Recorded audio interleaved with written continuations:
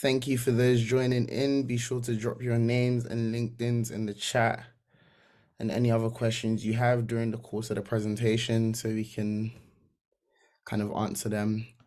But yes, it's 6:05. So we can sort of get started. Thank you guys all for joining. Much appreciated. This is actually our last Insight event of the year. And yeah, it's just been nice to kind of see everyone turn up like in the evening, after work or uni and just tuning into this. So, we're really glad for you guys taking part in this. Obviously, we're always trying to provide as much insight into various different career paths. And it's just nice to see like the turnouts every time we do these. This is actually like, one of our first partnerships of the year.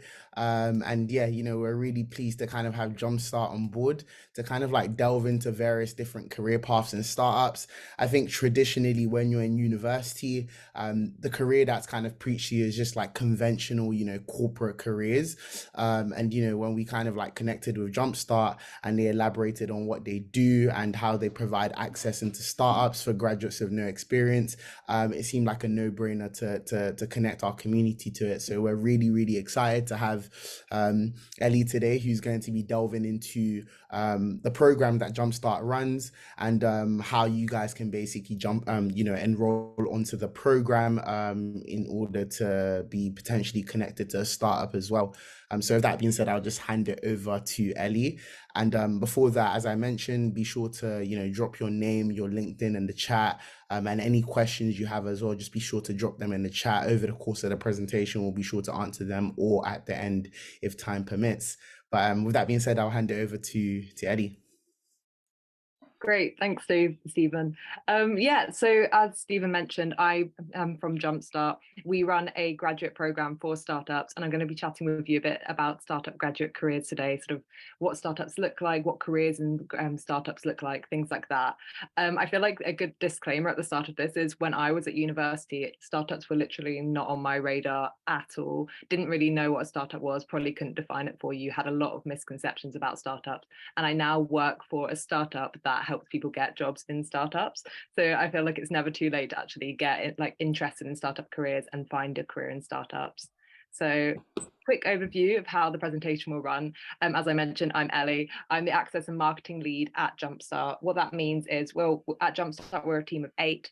I run all of the marketing for Jumpstart, all of the initiatives that we do, our whole application funnel, things like that. But I also run a lot of initiatives to help make startups more accessible for people who don't necessarily have any experience whatsoever, don't really know much about startups, because we think that startups are a really great place for people to start their careers, and we want as many people as possible to know about these careers as an option. So yeah, a little bit of how this presentation is going to run. I'm going to start with a quick intro to Jumpstart, how the program works, sort of things like that. A little bit after that on sort of Startup 101, basic definitions of startups, the type of industries that you could end up in the startup sector, and some of the typical roles that we see graduates going into in startups. Once we've done that, I'm going to go into a bit more of a why startup section. I think there's a lot of misconceptions about startups, and I'm going to do a bit of myth busting and also sort of talk through the specific attributes that we see in candidates who go through Jumpstart and go for startups, and sort of that can help you work out if startups are the right career for you. And yeah, as Stephen mentioned, we'll end with a Q&A. So please send through any questions that come up throughout the presentation, and we'll answer as many as we can at the end. So yeah, without further ado, let's get going. So yeah, what is Jumpstart, the program, and how to apply? So Jumpstart, as I mentioned, we're a graduate program for startups. Every month of the year, we select and train recent graduates. So if you graduate in the last 0 to 2 years, you're eligible for the program. And we place them in London's most exciting tech startups. I wrote in London here because most commonly our startups are based in London, but we do work with quite a few international startups. Some of our positions are remote, so there is no obligation for you to be based in London to take part in the program. Once you start working in your startup, you will join alongside a cohort of loads of other grads. Typically, it's about 30 to 40 grads per cohort, and you'll receive ongoing career mentorship and support from us and also our wider community of mentors and like training program and stuff like that. So the program is typically 4 weeks long. It lasts like the duration of the month. On the first week, we have what we call our startup spotlights. This is where we bring in 40 to 50 top founders from some of the UK's most exciting startups, and they pitch to you over Zoom, just like we are now, in 15 minutes about basically why you should work for them. They'll talk through their company, they'll talk through their roles available, and you'll have the opportunity to quiz them and all of that. And so it's sort of a really rare opportunity, I think, for grads to have like the tables turned a little bit, and you're in the position of power where you can decide, well, I don't really know if I want to work for you or not, rather than you sort of sending off endless CVs. I don't know, when I was a graduate and I actually went through this program myself, I found this incredibly refreshing after sending off like probably hundreds of job applications for a billion different things and feeling like I had like the autonomy in the job application process. So yeah, you'll hear from about 40, 50 of those. And once you've heard from them all, we ask you to pick your top 5 startups that you'd like to work for. We'll send you straight to interview with those startups. But before we do that, at the beginning of the second week of the program, we offer you some training. We give you our interview best practice training, which basically we give you all the most commonly asked questions a startup will ask you in an interview. We help you prepare the best answers for them. We hold mock interviews with you. We help you prepare case studies, because case studies come up in a lot of startup interviews. Just basically everything you need to put your best foot forward in those interviews to come. We also cover some key workplace skills in these trainings, so stuff like prioritization in the workplace, communication, just stuff that sort of can help you in basically any startup environment once you start. So after you've had our training, we'll make the introductions to your top 5 favorite startups that you'd like to interview with. Then you'll have a 2.5-week interview period with those startups. Within that period, generally, most people get a role, although we offer sort of continue access to spotlights after that if you don't get a role within that period. We select you prior to like the program because we think you're great and suited to the startup world. So if for some whatever reason within that 2-week period you don't get matched for the startup, we'll also keep working to make sure we find you your perfect startup match. Once you start your full-time role at a startup, we then offer ongoing support. So I mentioned we offer mentorship. We match you with some top mentors in the startup space. Some of them are founders, some of them are chief of staff, so working in a very senior position in startups, and they can give you some real like career advice and support, sort of telling you how to get to the position that they are now.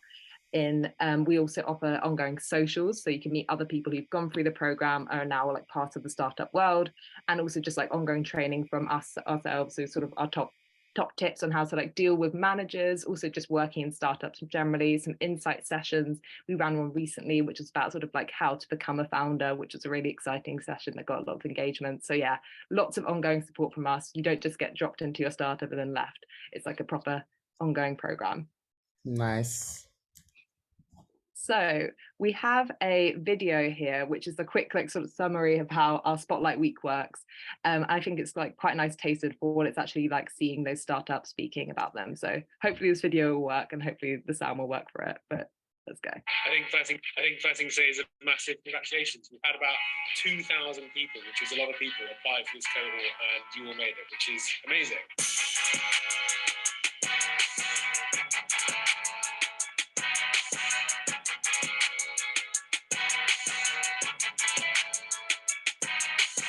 We are on a mission to end loneliness amongst older people. Our role at Super Critical is to remove as much carbon dioxide from the atmosphere as we possibly can. We are a women's health company and we focus on better menopause care. We are reinventing the way that a traditional startup works. We connect advertisers who are wanting to go into the metaverse with the creators and people that are generating the experiences in there. We launched the first and only pain-relieving tampons. Essentially, we are Babylon for dogs and cats. Really letting users buy crypto as frictionlessly as possible. Our mission is to make it easier for people to reskill and upskill throughout the careers. Spill is an all-in-one mental health support tool for employees.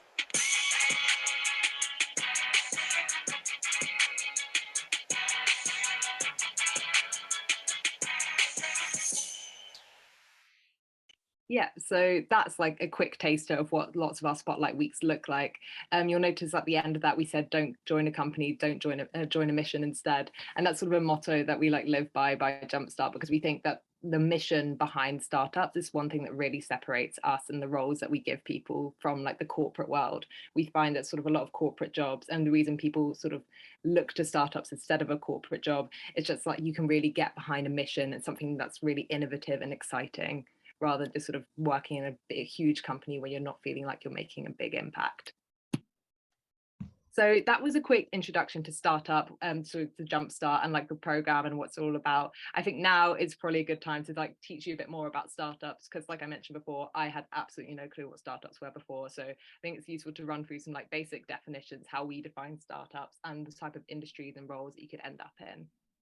Nice. I was thinking earlier before we kind of delve into that, because I think a lot of people kind of found the initial presentation a bit insightful and kind of had a few questions on that, right? So maybe we can just kind of like get through them quickly. It's just two Yeah. questions. So the first one was, is this opportunity open to individuals graduating from a degree apprenticeship scheme?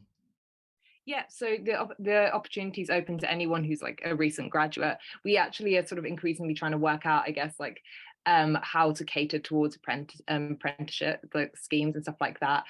My best advice for that is contacting our applications inbox. We have an email at the end, and basically we can sort of look at your CV in advance before you applying, and if we think it's sort of worth you applying despite sort of not having like a graduate degree, we will then like put a flag on your CV when you apply. So sort of best to get in touch with us beforehand, but hopefully further down the line we're working out ways to make it sort of accessible for anyone who's just like gone for an apprenticeship instead of a degree. Nice, nice. And then the second question was, is the opportunity still open to apply if you've been rejected recently? Can you still reapply? Yeah, you can reapply as many times as you want for the program. My advice is, if you have been rejected, it depends sort of what stage in our application process that you're being rejected at, but we actually, if it's at the initial stages, we have a CV like article on how to write a top CV for startups, and also specifically for the Jumpstart program. So I'd recommend having a look at that on our website. It gives you like a CV template and our top tips for sort of how to make your application stand out. So that's something to do if you sort of previously been rejected and want to reapply. Nice, nice. And just kind of like a bit of information as well. Over the course of this partnership, we are going to be delving into sessions where, Ellie will be really kind to kind of show us like how to apply for startups, how to apply for the program, the best way to be able to access it and stuff like that. So just yeah, keep an eye on socials and kind of stick around for that. But I'll let you get on with it, Eddie. Perfect. Great. Yeah. And like, if anyone has any more questions about the Jumpstart program, please drop them in the chat and I can answer them at the end again. But yeah, we can move on to Startup 101, our definitions, industries, and roles available in the startup world. So to start with, I guess there's a bit of a disclaimer that startup can actually mean a ton of different things. If you sort of Google the word startup, a lot of different definitions come up. We sort of included this graph here because I think this sort of demonstrates that startups can look very different from startup to startup. So we've got one on the left, which is a SunSave. It's a startup that we've worked with. They have less than 10 people in, but they still count as a startup. We've also worked with another startup in the middle here called Vera Health. They have 20 to 50 people and still count as a startup. And then Monzo, I guess you all will have heard of probably, that would no longer count as a startup, but it still has this sort of startup culture. And at one point it was a startup, and now it's sort of like a scale up and a public company. And so this sort of just shows that startups can mean a lot of things, but there are a few different like attributes, I guess, like all of these companies have. So on the next slide here, we sort of have our definition for what a top startup looks like. The first one being a startup is generally a company that's venture capital backed. If you don't know what venture capital means, basically you have venture capital or VC firms. These are kind of like, I guess, banks in a sense, that for the startup world and for companies, they give you big loans for your company. And in return, they take sort of like a partial ownership of you. They sort of take control and sort of giving you the incentive to drive your growth and to like grow really fast over the years. And also just obviously that like bit of money is like your stepping stone to like launch off, like your launch pad basically. So a lot of startups that we work with and top startups in our minds are ones that are venture capital backed, because it shows they're like financially stable. They have that money to be able to launch themselves and grow loads in the next couple of years. After that, a lot of top startups are internet based and digitally focused, so not necessarily like have a physical shop somewhere. They're ones that sort of have their own like websites or their own like software or their own products and stuff like that, and they work entirely sort of online. So even if they have their own physical product, they generally are pretty much like internet based. And we'll cover a couple of the startups that we work with that have physical products but are still digital, and on the next slide, I think. And the last thing, I touched on this just now, but yeah, all the top startups that we work with, and in our mind, what top startups are, they have ambitions to grow fast over the next 1 to 2 years. We like to think that every single startup that we work with has the potential to be like the next Monzo, the next Facebook, the next Google, all companies that were startups once and now have this like big potential because they're doing something so innovative to become like the next big thing. And so yeah, we work with a lot of startups that have the ambitions to like grow fast over the next couple of years. So yeah, I touched on a few of our like basic startup definitions. I think now it's worth delving into like some of the sectors that you can find in the startup world, because startup to startup, they can be like completely different, and there's a bunch of different sectors in the startup world.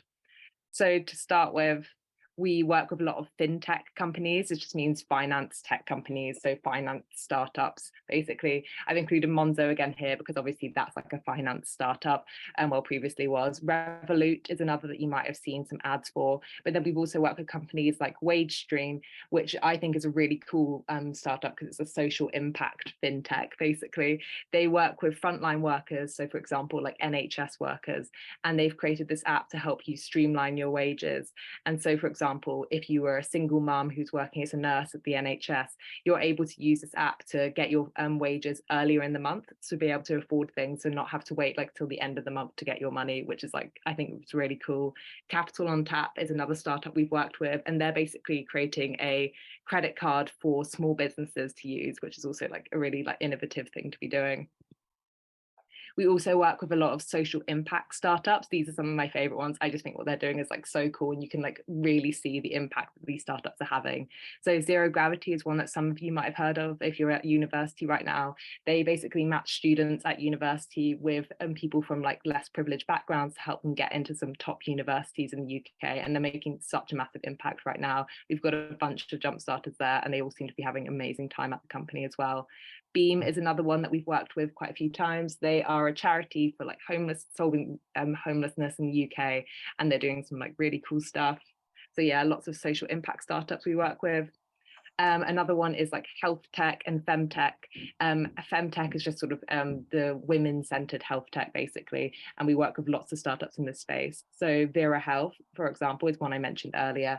They're a startup that's like trying to spread more information about like menopause care, because it's sort of a really like untouched sector, I guess, in like women's health, and it's something that's sort of a bit taboo and people don't really talk about. And they're creating apps and creating lots of information to help spread the word about menopause care. We also work with e-commerce startups. So these are some of the ones I mentioned earlier where they sort of have like sort of physical products or work in the physical world. So Lick, for example, is a startup that creates like paint and wallpaper and stuff like that, which is like really cool, but they are all still digitally based. Getir is one that you might have heard of, or if you haven't heard of it, you might have heard of Gorillas or something similar like that. They basically do the same thing. It's like you deliver like groceries straight to your door. And we've worked with them before. And Heroes is another where they buy small businesses on Amazon and help those small businesses like scale their businesses massively. So like these small business owners can make like a bunch of money through their Amazon selling. We also work with lots of climate tech companies, which I think is like a super popular industry at the moment amongst like graduates that we've seen. So SunSave is one that was on a previous slide, and that's like a solar panel company, and they're trying to make solar energy more accessible to people. Supercritical is another one, which is like a carbon offsetting company. So they're sort of like working out the best ways to sort of reduce carbon in our atmosphere, which is really cool and exciting. We also work with some deep tech and AI companies, which I know is also like a very exciting space at the moment. So one example of that is Hypermile, which is sort of working on using AI to allow cruise control for sort of heavy duty trucks. And the intention of that is to like try and like make it more sort of fuel efficient and like save costs down the line. But it's quite cool to imagine like heavy duty trucks using cruise control, I think. So that's quite exciting. And then also education tech is another really popular sector that we work with. So CoLeap, for example, is a company that we've worked with quite a few times, and they do cohort-based learning. So you sign up to a course online and you complete the whole course together, like over a period of time. It's a really great way to sort of like upskill. You can do course on like a bunch of different things. So again, these are all like really exciting spaces. And I think it's worth saying that I'm only like sort of scraping the surface of the type of different industries that you can go into the startup world. I think a lot of people come out of Jumpstart saying there are like companies and sectors that they wouldn't have even known had existed had they not gone through the program. So yeah, these are just like some of the ones that are hot right now and like first come to mind when we think of startup sectors. Nice. This is really, really broad, Ellie, like broader than I actually even realized, to be honest. So yeah, I was literally just making a joke saying I might have to jump on the program, to be honest, because Yeah, there's no. so many exciting opportunities here. And again, another thing I was just gonna say, guys, just a shameless plug, we are going to be doing another insight event to kind of delve into some of these industries because I appreciate that some of this might not be familiar to a lot of you guys. So yeah, like be on the lookout for that as well. Yeah, no, I find I get like serious industry envy when I see some of the grads going into some of these startups. I'm just like, wow, that is the coolest company ever. So yeah, like definitely, it's a really exciting space to be in for sure. So yeah, that was touching on a bit of like the industries that you can go into. I think it's worth saying what sort of roles grads can also expect to do in a startup. We do run a program that's not just for graduates. We run a program for what we call switchers, so more experienced hires for like 3 to 6 years experience. So these are some of the roles that grads can expect to go in. But if you look on our website, you can see some of the roles that switchers and like more experienced hires can expect to go in as well. So these are the sort of the 4 most common roles that we see grads enter through going through Jumpstart. The first one is marketing. So marketing is all about communicating how great your product is with the public. So yeah, obviously I do marketing. We do a lot of like working on what our brand is, how we're going to message it, and how to sort of get that message across in really engaging ways. This can involve things like social media. It can involve things like advertising, working on like digital media, just sort of like anything under the sun that can help you communicate your product is just basically what marketing is. Another role that people often go into is operations. So that's often called like an operations associate or something like that. This is all about managing the inner workings of the startup, helping like optimize processes and making sure like the whole business just like is like going well and always improving and always like automating and getting better.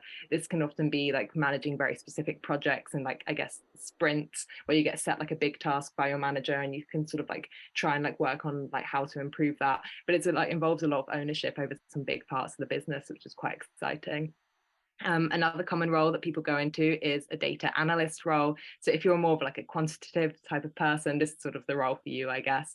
So it's all about crunching the data, finding ways to improve your product, make forecasts for the future, sort of working out how much, I guess, revenue or how many customers you're going to have in X amount of time, and identifying different operational issues through just looking at the data. So again, similar to operations, it's about like optimizing the business and helping like always improve and getting better.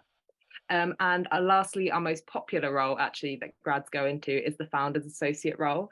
This is basically the right-hand person to the founder. So it's a really cool position to be in because you work directly with the founder of the business across all areas of the company. So from strategy to operations to sales to marketing, basically kind of all of this, you do a bit of everything and you work with that founder directly. So we just often say that this role is really great for anyone who envisions himself being a founder further down the line, because it gives you a real taste of what that is like and what it's like working with a founder in a business.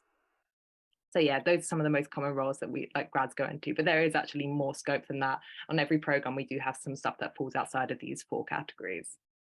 Nice. So yeah, that was a touch on sort of like startup 101, basic roles, industries that you can go into. I think it's worth now saying why people might want to go into startups.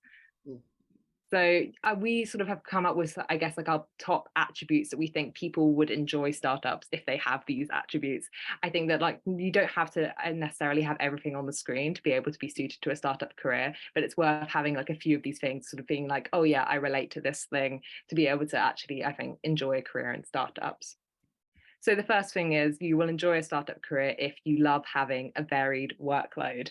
I can definitely speak from experience when I say that like no week is the same in a startup. And I think most Jumpstart grads would say this. You often set like different tasks from week to week, different things to execute. And often like from day to day, you're working on a bunch of different things. So as I mentioned at the beginning, I work in marketing, but I also run all of our access initiatives. And so that does often involve me sort of jumping from one like different thing to the other. But I love it because it sort of gets different sides of my brain working, and I really love having the variety. I don't think I could be doing the same thing every single day. So I think it's one thing that's really exciting about working in a startup. After that, I think it's also you would enjoy a startup career if you're happy to take on more responsibility in a graduate role. That's not to say that like you're just thrown completely in the deep end, but it is worth saying that like I think a lot of like grads find themselves being given a ton of responsibility in a startup. This is generally because startups have a much smaller teams on general. So like I mentioned, Jumpstart is a team of 8, so we often are all like chipping in and picking up like massive parts of the business. And I think you'd find that in any like startup position that you're given a bunch of responsibility. So some examples of that is like we've had one person who joined a startup as an intern, and she then within a year was the New York office. It's like quite an exciting position to be in, not comfortable take responsibility in like graduate role space for you.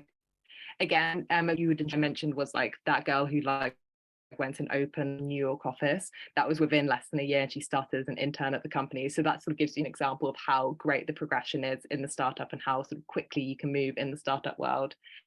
And training opportunities. Startups are really invested in you. You'll find often the founders just want you to be sort of like the best person that you can be on the team and like contribute as much to the team as possible. And this often means that they'll send you on different training programs. They'll pay for you to sort of, I guess, upskill in different ways. So a lot of our grads end up going on coding courses, management courses, project management courses, marketing courses, sort of anything under the sun that you sort of feel like you really want to like upskill in, and the startup doesn't have like the skills there and the expertise within the company. They will pay for you to have like a bunch of training, and this is a really common thing in the startup world. You will enjoy a startup career if you are able to work in a less structured, fast-paced environment. I think this is one thing that can be a bit more contentious about like startup careers, is that like startups do typically have a little bit less structure than like a typical corporate job.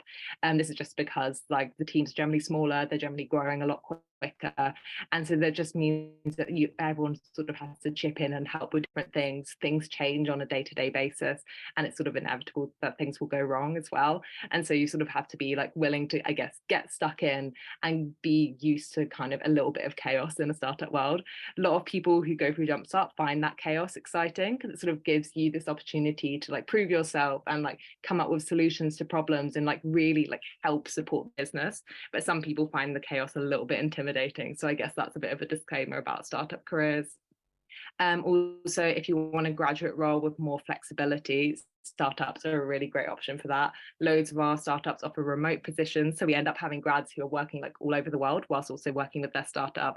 I spoke to one grad recently who she's like going on a bit of like a European tour where she's moving from city to city every month whilst working with her startup that's based in the UK, and that's like actually a really common thing in the startup world. So if you want a really flexible graduate role, this might be the position for you. And also, I mentioned this on the previous slide, but if you're thinking about starting your own business in the future, working in startups is a great place for that, especially if you're going to do a founder associate role.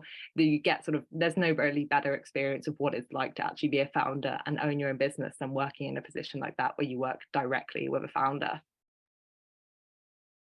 So I took you through some of sort of the attributes that we look for in like, I guess, grads and sort of what we think means that you're suited to the startup world. Here are some of the common like myths and misconceptions that we think people have about startups. And yeah, I'm just going to do a bit of myth busting for you here. So first one about startups is there's this idea that you have to work ridiculous hours, that people are working weekends, they're working, you know, way beyond the typical like 9 to 5.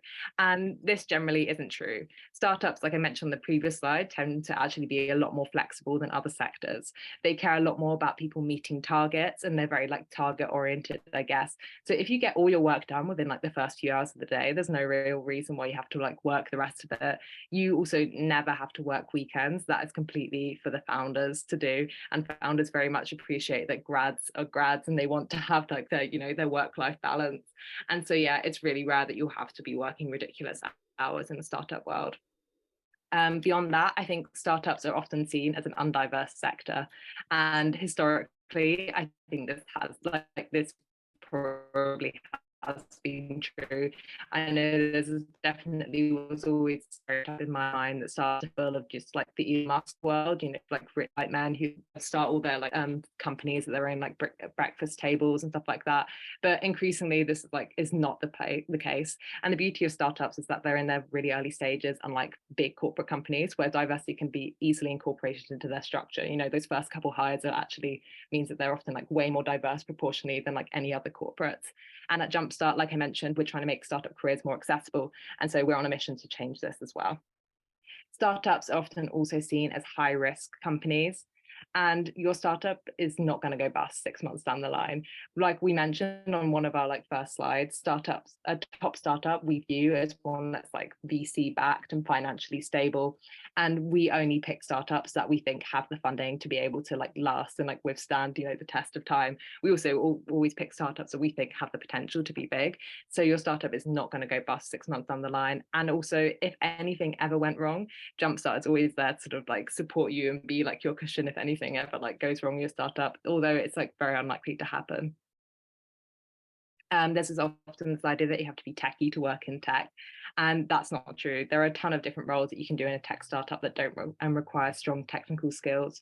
I'd say I describe all of our roles that grads typically go into as generalist roles, so you actually can have any sort of experience to go into them. So I like come from a geography background and I'm now working in marketing. We have people who like come from music backgrounds, history, literally just sort of anything under the sun, and they can like work in any different sector. So yeah, I think there's definitely a myth that you have to be techie to work in the startup sector. And also there's an idea that startups don't pay well.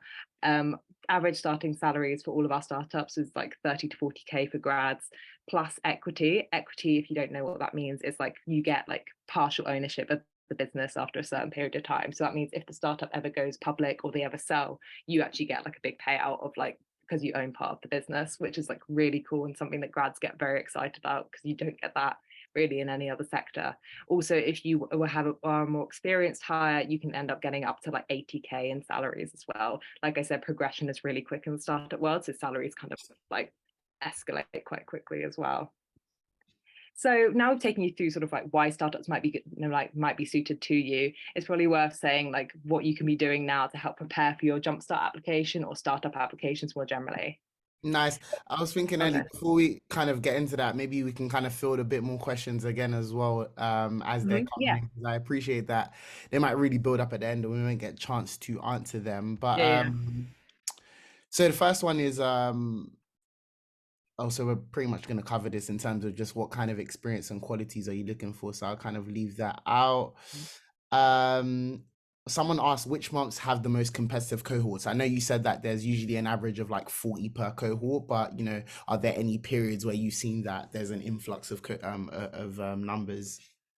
I think we get most of our applications in January or in July. And that's like, I think probably because like people have this sort of panic over the Christmas period and think I need to apply. So we get loads in January, and the same that people graduate and think I need to apply. So they get loads in July. We do accept applications on a rolling basis though. So you can apply in January for one in July. And that doesn't necessarily like affect the status of your application anyway. I would say that no cohort is really like any more competitive than any others. We typically get similar applications for the cohorts each time. Nice. And then someone asked, is there internship opportunities for first year university students? Because I appreciate that usually the program is kind of for 0 to 2 years after graduation. So is there any opportunities in that side of things? So not currently, but it's something that we're actually working on and thinking about at the moment. We're currently launching an ambassador scheme where we've got different ambassadors in different universities. So that's one way that first year students can get involved with Jumpstart through like helping spread the word about Jumpstart. It's something you put on your CV. But we're also working on like different internship programs and insight days that we can offer to people while they're at university to sort of give you a taste of like startups. So that's something I think that's to come in 2023. fingers crossed. Nice. And I would say, guys, like if you're someone that's in first year or second year and you're interested, it's always good to kind of like tune into those programs when they're around. So you're just a part of the ecosystem so Mhm. that when you are eligible to be able to apply for the program, it's kind of like, Ellie already knows you, you're a familiar face and so on and so forth. So that way you're kind of just, there from the jump. So I would say don't be discouraged if you can't like accessibly get an opportunity right now to work for one.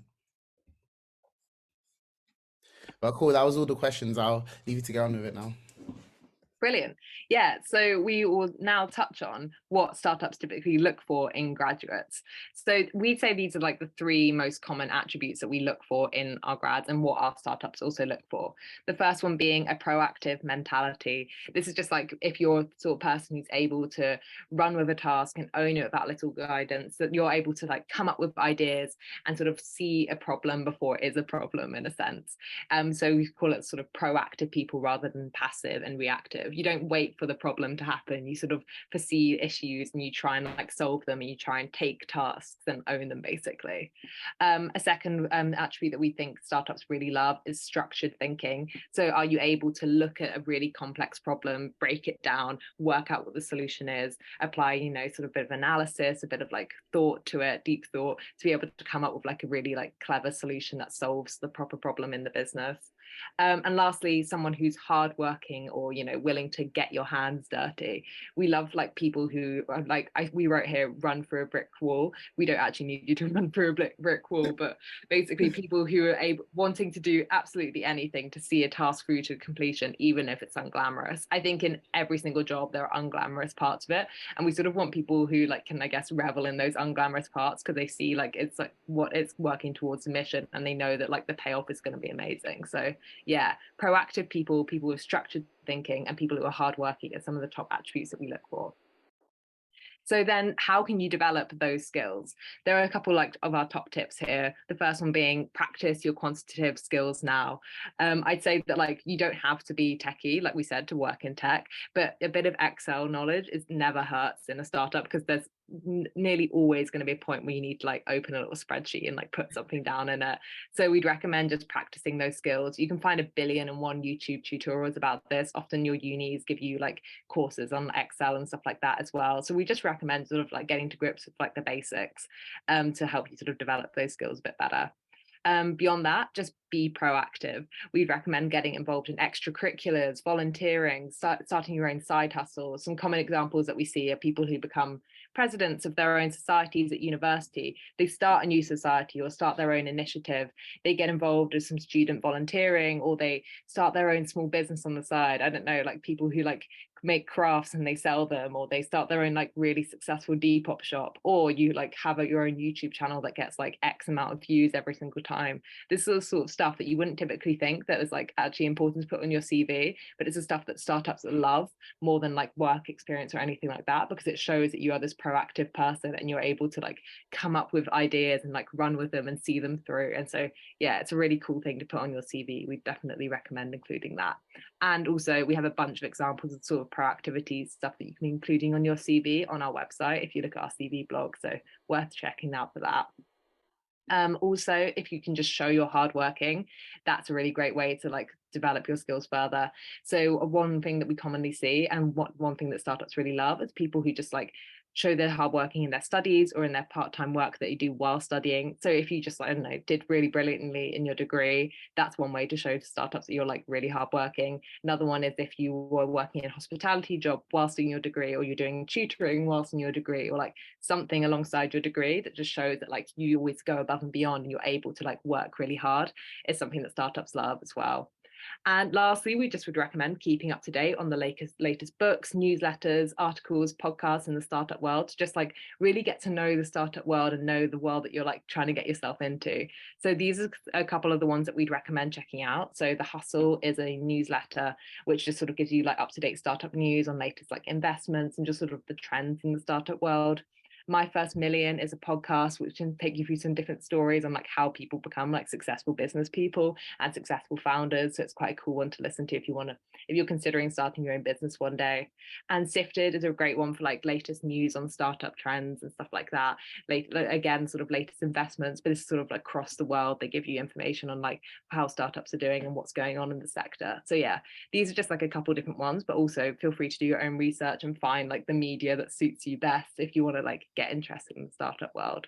Nice. A few cheeky recommendations from my side as well. I'm not sure if people are familiar with it, but there's this meme page called Liquidity.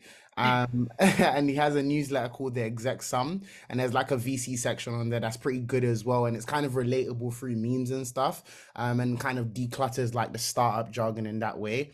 And then there's also a podcast called 20 VC, where it's just this person called Harry Stebbins that just interviews a bunch of like VC, a bunch of like startups as well. So that's always good to kind of just get up to speed with like different startups and stuff like that. So yeah.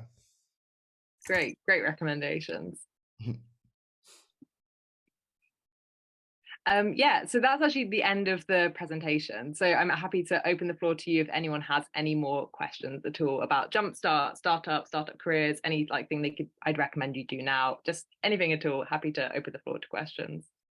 Yeah, so a few people put their hands up. So I'll hand it over to Ahmed because I know you mentioned at the start that you wanted to ask a question as well. So feel free to switch on your camera, and yeah, ask a question.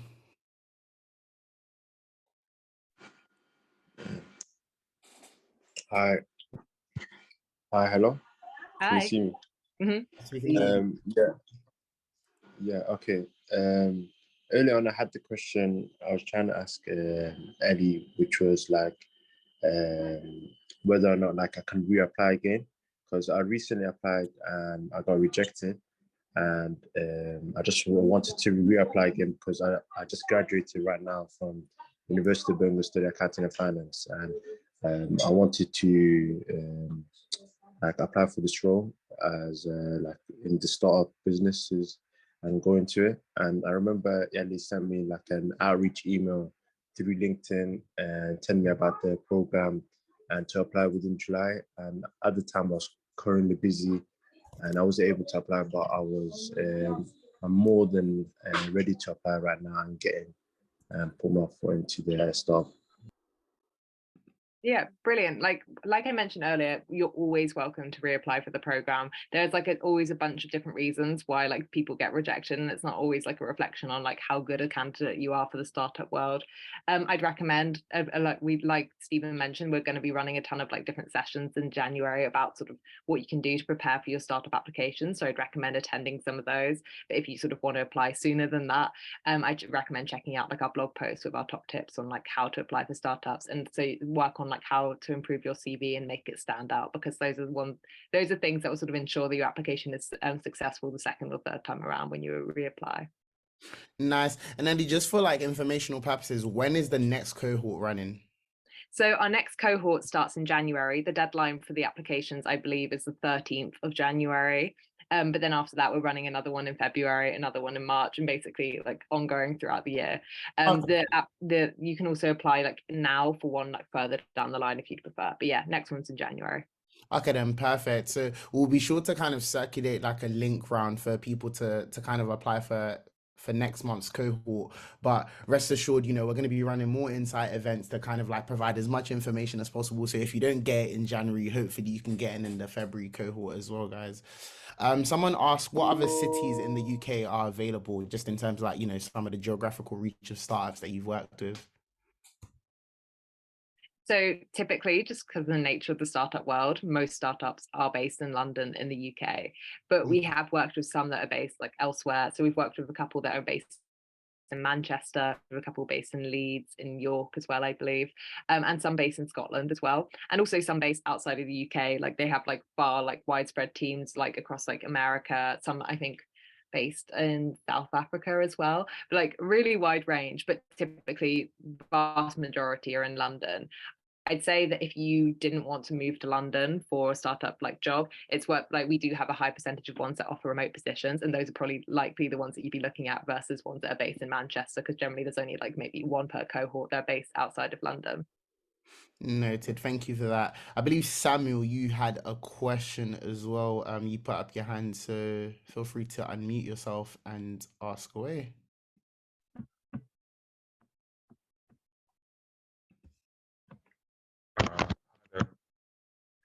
Thank you very much for the presentation. I think I speak on behalf of everyone when I say that we thoroughly enjoyed it.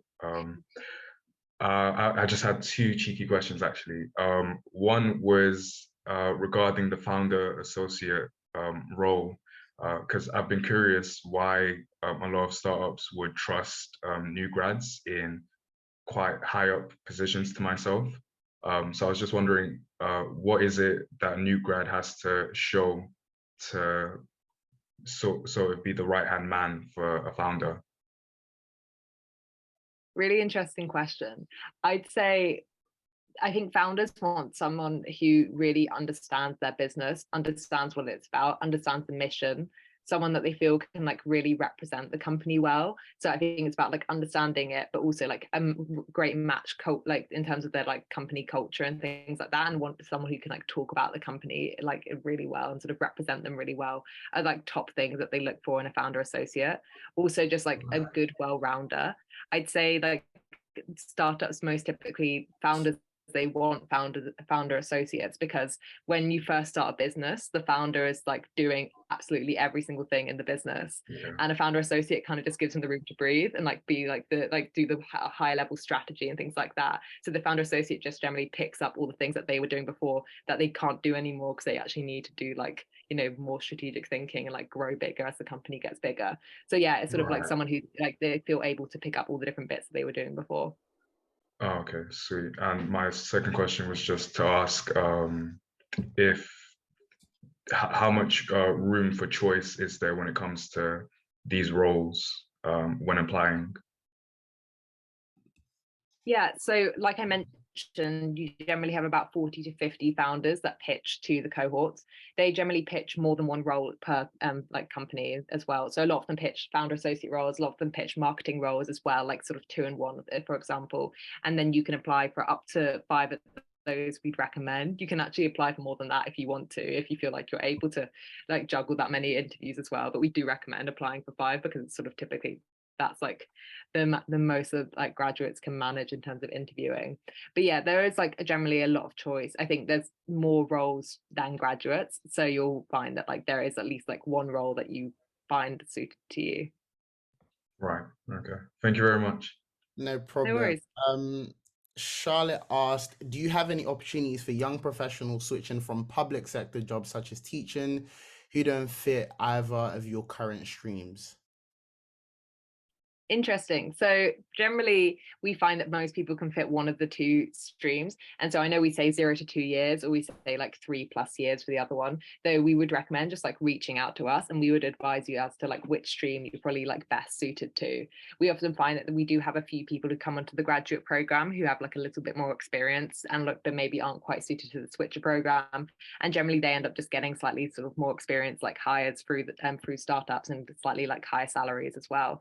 So yeah, if you're sort of not sure about which stream you're best suited for, I'd recommend dropping one of us an email. We have an applications inbox email, or you can just drop me one and I can direct you to one of the founders as to like where we see you fitting in.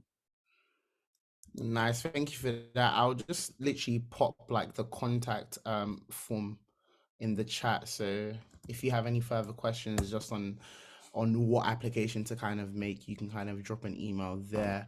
Maxim, you had a question and you raised your hand, so feel free to unmute yourself and ask away.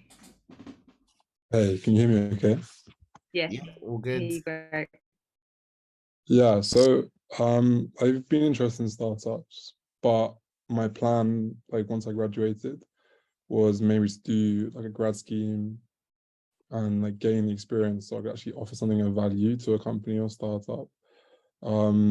And I never sort of thought that it would be possible to join straight away. And I'm just wondering, like, if you skip that step, you know, are you expected to hit the ground running? Like, or is that, you know, talk about upskilling, but when you first join, is there like an onboarding process? Because I just would imagine, like, you know, if I've done data science at university, I might be useful as a data analyst, but if I'm going in as more as like a generalist, then what value can I immediately bring, if that makes sense? Yeah, no, I think that's a very fair question. I think like what I would say to that is that startups typically don't really like, obviously they're small businesses and lots of the founders like they like, you know, are quite new in terms of like managing teams and managing like entry level people. And we do a lot of support to help them onboard you, and sort of like we give them all of our advice. We give them like this onboarding document for the first like 3 months on the role, what you sort of should be doing, the projects you should be working on, and like ongoing training. We also provide you ongoing training for your first 3 months on the role to make sure that you feel like you're adding value into the company and you're actually working on big things.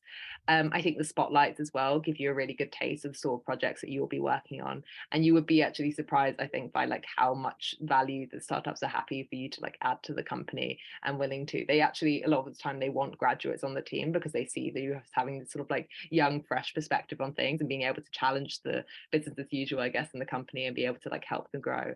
And then through that, you can end up like progressing in the company like really quickly. Lots of our grads end up going into managerial positions within like a year or so, end up like becoming the chief of staff in the startup as they grow to like 60 plus people, and they end up like, you know, having a really senior position in the company because you join at such an early stage. Okay, cool. Thank you. Yeah, that answers my question. No worries. Nice. Someone asked, is there any chance of job shadowing, which I feel like is kind of similar to the internship question.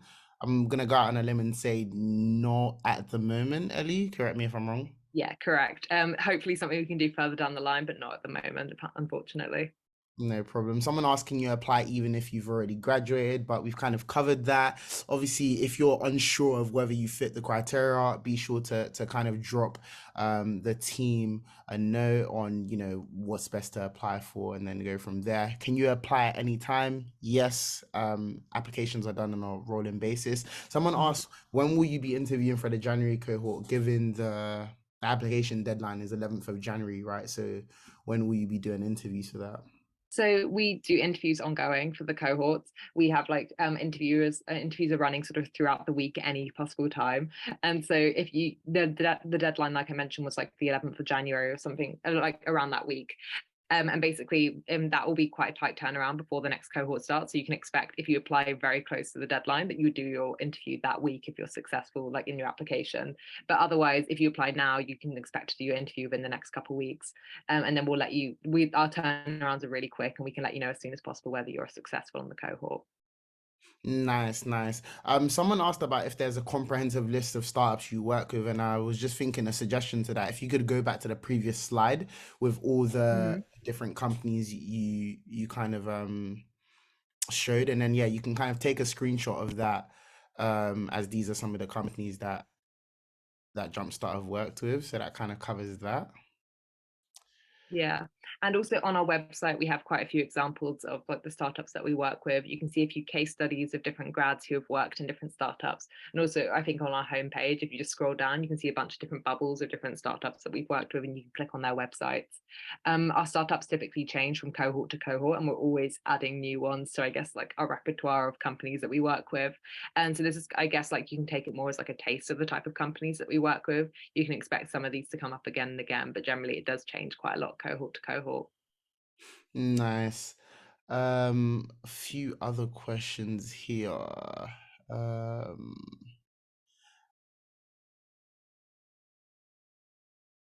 So someone asked, I think this is in reference to the application process. I realized that the only application question is the one asking about something you're proud of.